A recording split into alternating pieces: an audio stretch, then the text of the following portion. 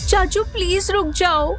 एक तो तुम लोग झूठ पर झूठ बोले जा रहे हो और ऊपर से मुझे ही बेवकूफ बनाने की कोशिश कर रहे हो। नहीं, मैं सच बोल रहा हूँ। चुप रहो, मुझे तो रोहित भैया को सारा सच बताना ही होगा। चलो हटो यहाँ से। नहीं प्लीज रुको, ट्रस्ट मी चाचू, मैं सच बोल रहा हूँ। माफ करना रोहित, मैंने बाहर उन लोगों के सामने जो कुछ भी कहा बस उन्हें जलाने के लिए कहा था।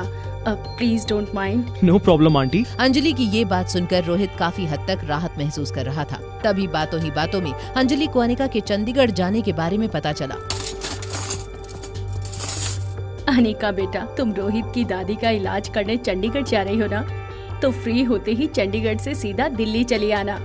कुछ दिन अपने ननिहाल में भी तो गुजारो, और वहाँ कब से कोई तुम्हारी राह देख रहा है। मेरी राह? कौन?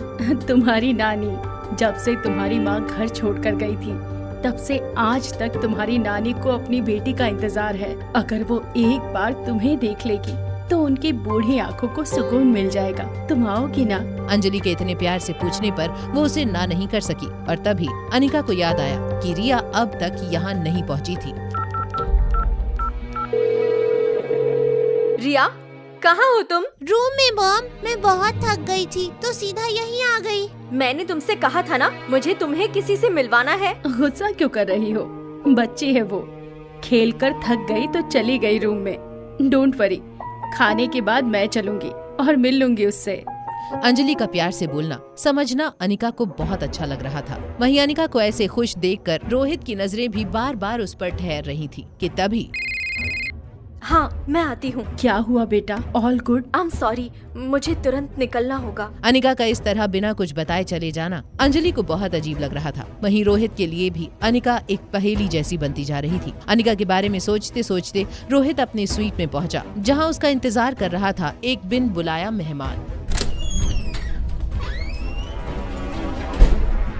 तुम यहाँ क्या कर रहे हो? सुना है तुम दादी माँ के इलाज के लिए चंडीगढ़ जा रहे हो, इसीलिए दादाजी ने मुझे कहा है कि मैं भी तुम्हारे साथ जाऊं। तुम्हारा वहाँ कोई काम नहीं है। क्यों? आखिर मेरे आने से क्या प्रॉब्लम है? और विटनेस के तौर पर कम से कम परिवार के 2 लोग तो होने चाहिए ना। ठीक है, तुम चल सकते हो। अब वहाँ तक जा ही रहे हैं तो मैं सोच रहा हूँ कि क्यों ना मार्शल आर्ट्स की थोड़ी और ट्रेनिंग ले लूँ। मैंने सुना है कि तुमने जहाँ से ट्रेनिंग ली थी वो इंडिया के बेस्ट कोच है। क्या तुम उनसे मेरे लिए बात कर सकते हो? बलबीर सर ऐसे ही किसी को भी ट्रेनिंग नहीं देते हैं। फिर भी अगर तुम चाहते हो तो मैं तुम्हें उनके पास भेज दूंगा, मगर मेरी एक शर्त है। शर्त? कैसी शर्त? रोहित की बात सुनकर धीरज सोच में पड़ गया था। वहीं दूसरी ओर अनिका ये समझना चाहती थी कि आखिर उसकी माँ की फार्मा कंपनी में ऐसा क्या था जो हर कोई उसके पीछे पड़ा हुआ था। स्वाति मैडम, माफ करना अनिका बिटिया, तुम्हें देखकर लगा स्वाति मैडम सामने आ गई हो। मनोज अंकल, मुझे आपसे एक जरूरी बात करनी थी। हाँ कहो ना बेटा। मैं जानता हूँ कंपनी मुनाफा नहीं कर पा रही है।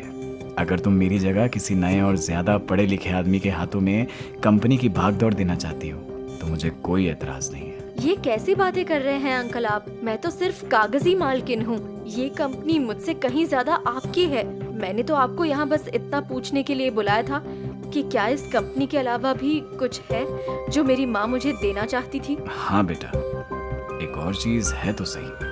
अनिका के मन में ये सवाल दौड़ रहा था कि इस कंपनी के अलावा और कौन सी चीज थी जो उसकी माँ उसके लिए छोड़कर गई थी। वहीं रोहित की शर्त ने न सिर्फ धीरज बल्कि आर्यन और सनी को भी चौंका दिया था। क्या तुम चाहते हो कि मैं इस आर्यन को मेरे साथ मार्शल आर्ट सीखने ले जाऊं? तुम श्योर हो? रोहित मारवा कभी बिना श्योर हुए कोई बात नहीं बोलता। सनी और आर्यन समझ नहीं पा रहे थे कि रोहित अचानक धीरज पर भरोसा कैसे कर सकता था। वहीं अनिका मनोज से अपनी माँ और फार्मा कंपनी के बारे में ज्यादा से ज्यादा बातें जान लेना चाहती थी। प्लीज बताइए ना अंकल, वो क्या चीज है जो मेरी माँ मेरे लिए छोड़ कर गई है? काबिल, स्वाति मैडम तुम्हारे लिए ढेर सारी काबिलियत छोड़ गई हैं और वो तुम्हें देखकर साफ पता चलता है। अनिका को मनोज से मिलकर अच्छा तो लगा, लेकिन वो जिन सवालों के जवाब तलाश रही थी वो उसे नहीं मिले थे। वापस आकर भी अनिका इन्हीं सवालों में उलझी थी।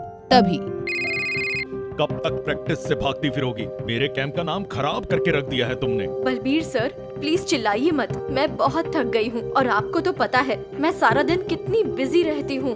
तुमसे उम्मीद रखना ही बेकार है। एक काम करो, अपनी बेटी रिया को ही मेरे कैंप में भेज दो। लगता है वही मेरे कैंप का नाम रोशन करेगी। दिन भर की थकी अनिका घर आकर गर्म पानी का शावर लेने लगी कि तभी कमरे में कुछ गिरने की आवाज आई और वो बाथरूम में ही बाथरूम से बाहर आ गई। बाहर आते ही अनिका ने देखा कुछ ऐसा जिसे देखते ही उसकी चीख निकल गई। कौन था वो शख्स जिसे देखकर अनिका इतनी बुरी तरह से घबरा गई थी? आखिर क्यों भेजना चाहता था रोहित मारवा आर्यन को धीरज के साथ? क्या रोहित की दादी की जान बचाकर अनिका पहुंच पाएगी अपने बेटे तक?